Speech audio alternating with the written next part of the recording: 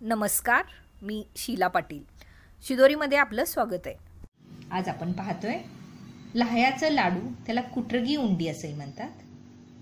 ज्वारीच्या लाह्याचं लाडू किंवा कुटरगी उंडी करण्याचं साहित्य आहे.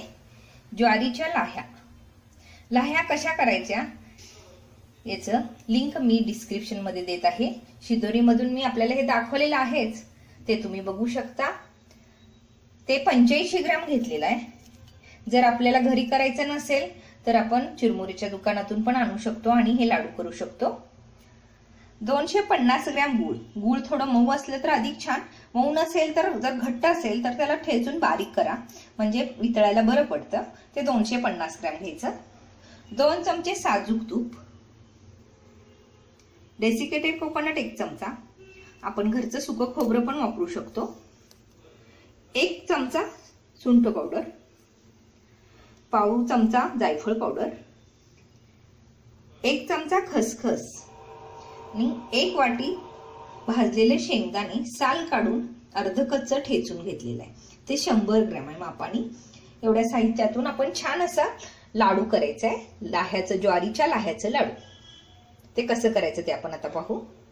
गॅसवरती एक जाड बुडाची थोडासा मोठा असलेली कढई घ्यायची. कढई पूर्ण गरम करायचं, गॅस मोठा करून. त्यानंतर गॅस बारीक करायचा.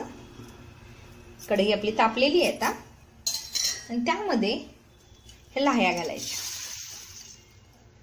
लाह्या मध्यम आचेवरती भाजून घ्यायचं, म्हणजे कुरकुरीत होऊ द्यायचं त्याला. पूर्वीच्या काळी लाह्या फोडल्या म्हणजे एक जण फोडणार आणि दुसरं जण लगेच जात्यावरती ते त्याचा फुललेला असतंय ते बारीक करून घेणार. त्यामुळे गरम असतानाच ते छान बारीक व्हायचं. छोटं जातं घेतलं जायचं. जात्याच्या वरचा भाग उचलून त्यामध्ये लाह्यात टाकलं जायचं आणि हळूवार ते वरचा भाग फिरवला जायचा. फिरवून ते फक्त त्यातलं फुल असा भाग पडतोय आणि सगळे एकसारख्या आकाराचे तुकडे होतात आणि त्याचे लाडू फार छान लागतात. आता लाह्या आता छान कुरकुरीत झाल्यात. आता ते आपण बारीक करायचंय.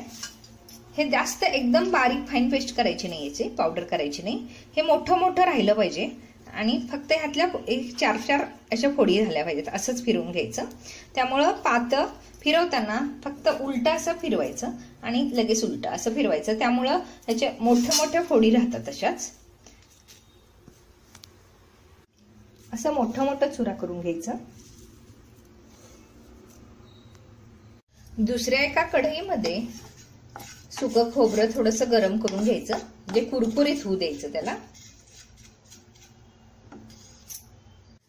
तर खसखस मंद आचेवरती भाजून घ्यायचं आणि ह्याची पावडर करून घ्यायची.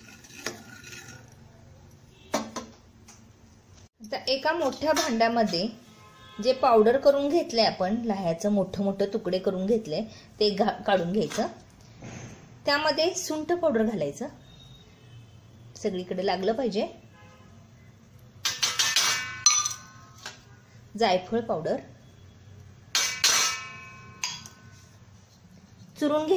भाजून चुरून घेतलेलं खोबरं, आपल्या आवडीनुसार कमी जास्त करू शकता तुम्ही. त्यामध्ये खसखसीचा चुरा, खसखस भाजून त्याचे जे पावडर केलंय ते पावडर, चव छान येते त्यामुळं.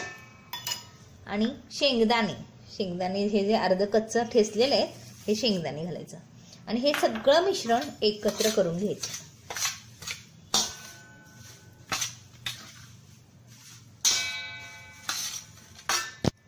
आता एक मोठी कढई गॅसवरती ठेवायचं, गरम करायला ठेवायचं. त्यामध्ये हे गूळ घालायचं. गॅस थोडासा बारीक राहू दे.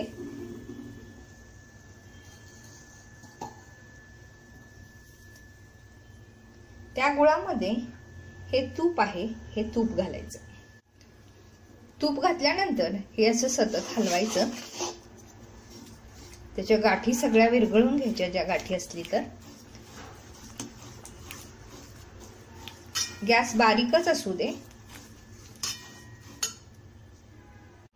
एकसारखं हलवायचं त्याला. जर आपल्याला मऊ लाडू हवा असेल तर थोडासा पाक कच्चाच घ्यायचा आणि जर आपल्याला कडक हवा असेल लाडू तर थोडंसं त्याला पुढं जाऊ द्यायचं. आपल्याला कसं लाडू पाहिजे त्यानुसार ते करून घ्यायचं. आता गूळ संपूर्ण विरघळला गेलाय, तर चांगला फेस आलाय. आता आपण हे पाण्यात एकच थेंब टाकून बघायचं.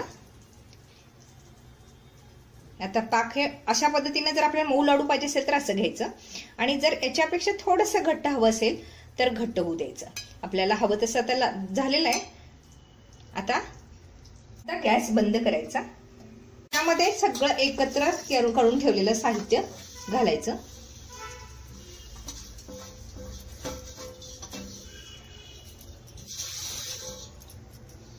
आणि सगळं एकसारखं हलवून घ्यायचं. ही क्रिया फास्ट करावी लागते. सर्व मिश्रण एकसारखं झालंय. थंड पाण्याचा हाताला लावून घ्यायचं, चटके बसत नाही. आणि जेवढं आपल्याला लाडू ज्या आकाराचं पाहिजे ते घेऊन थोडंसं फास्ट करावं लागतं हे काम. या पद्धतीचं लाडू वळायचं. त्या प्रकारे लाडू तयार झाले. तुम्ही करून बघा आणि त्याच्या प्रतिक्रिया मला नक्की कळवा. थँक्यू.